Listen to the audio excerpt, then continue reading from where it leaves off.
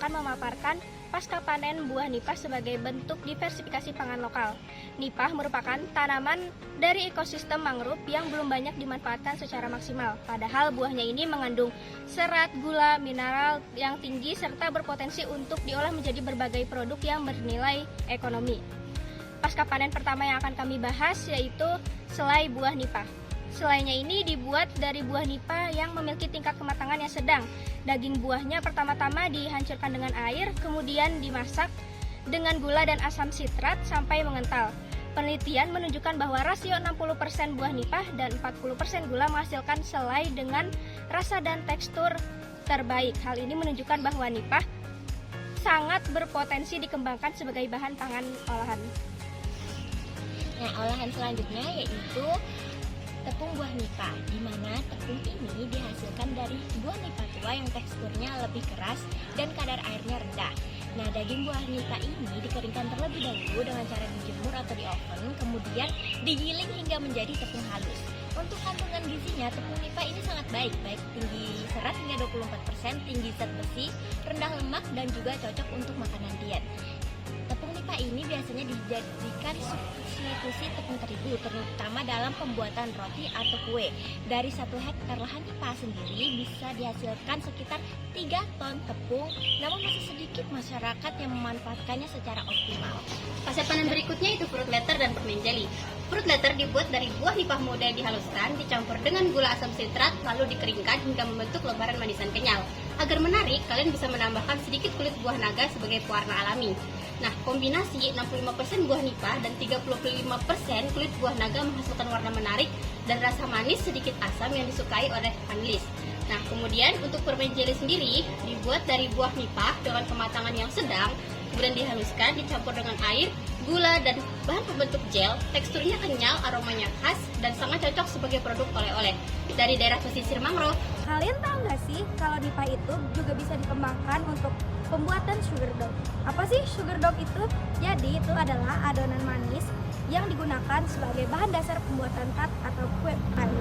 Tepung nipah dapat juga digunakan sebagai pengganti tepung terigu.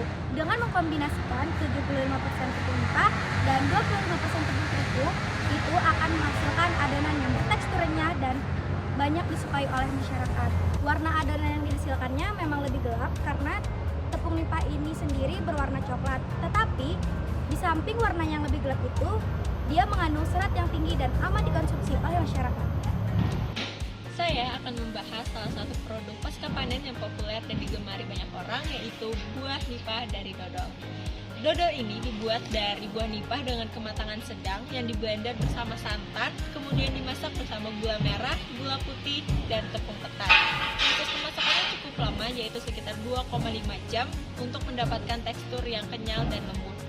Dodol nipah ini memiliki potensi besar sebagai produk oleh-oleh kawasan mangrove seperti di Desa Sungai Kupah, Kalimantan Barat. Selain enak, dodol ini juga memanfaatkan bahan lokal yang melimpah.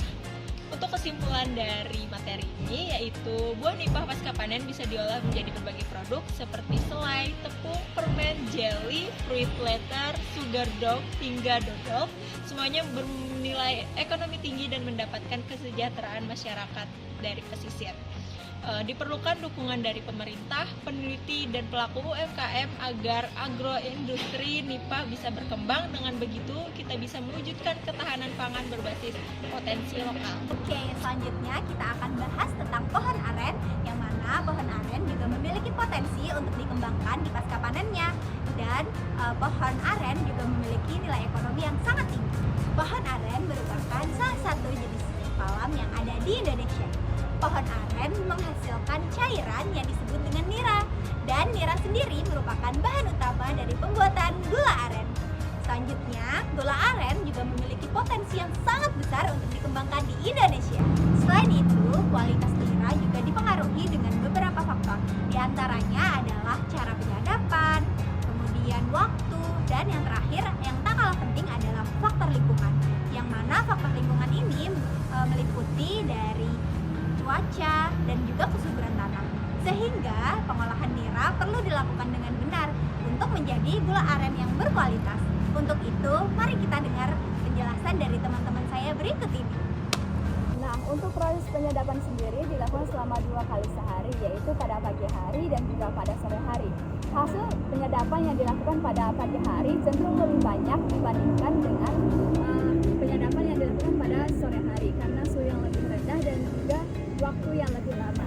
Alat-alat yang biasanya digunakan pada proses penyadapan ini seperti parang, pisau, dan juga bumbung bambu. Nah, untuk menjaga kualitas, bumbung bambu harus dibersihkan dan juga diasati terlebih dahulu agar tidak terkontaminasi dengan mikroorganisme. Fungsi nira ditentukan oleh pH dan juga nilai Brix. Nira yang baik memiliki pH sekitar 6-7 dan kandungan gula sebesar 11-14%. Nilai Brix yang tinggi akan menghasilkan rendaman gula yang lebih banyak dan juga warna yang lebih pekat. Jika kualitas nira menurun, maka hasil gula aren akan menjadi kurang optimal. Jadi kualitas nira merupakan titik terpenting dalam proses produksi. Umumnya nira dimasak di atas tungku menggunakan kayu bakar selama 3-6 jam. Selama proses pemanasan nira diaduk dan dibuang buihnya. Kadang ditambah kemiri halus untuk mencegah buih meluap. Jika nira sudah mengental, maka siap dicetak menggunakan batok kelapa atau cetakan lainnya. Di beberapa daerah seperti Sulawesi Selatan dan Lampung, itu menggunakan akar tepajeng sebagai bahan pengawet atau campuran lainnya nira pagi dan sore sebelum dimasak. Setelah gula mengeras dalam cetakan, kemas menggunakan daun pisang kering atau plastik. Terima kasih, saya akan membahas tentang kandungan kimia dan pengawet alami. Nira dan gula aren mengandung air karbohidrat, terutama sukrosa, sedikit protein dan lemak. Gula aren yang baik memiliki kadar air yang rendah, kadar gula reduksi dan sukrosa yang tinggi. Karena nira mudah rusak oleh mikroba seperti kamir dan bakteri, digunakanlah pengawet alami seperti biji kemiri, kayu resak, daun jambu biji, kulit manggis, dan akar ube-ube yang mengandung senyawa tanin dan flavonoid sebagai antimikroba.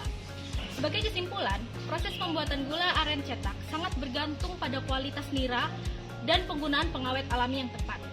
Dengan pemrosesan yang baik, gula aren dapat menjadi produk unggulan yang bernilai ekonomi tinggi. Sekian presentasi dari kami.